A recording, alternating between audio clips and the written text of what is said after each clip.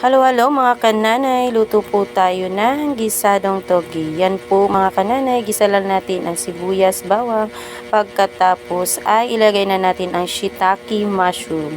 Yan po mga kananay at isunod na po natin ang ating pinried na tokwa. Yan po. Yan ang gagawin natin mga kananay. At halu-haluin lang natin. Lagyan natin ng pepper and salt and seasoning. Sunod natin ang carrots. Yan po. At haluin lang ng maigi. Ganyan po mga kananay. Pagkatapos po ay isunod na natin. Last nating ilalagay. Syempre ang toge. Dahil hindi naman yan magiging gisadong toge kung wala ang toge. Yan po mga kananay. Ganyan lang po kasimple ang ating menu mga kananay. Yan. Halu-haluin lang natin ng mabuti hanggang sa siya'y maluto mga kananay. Yan na po yan mga kananay.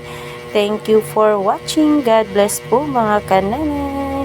Yan po. Yan po ang ating mga gisadong toge na resulta. Yan po ang ating finished product mga kananay.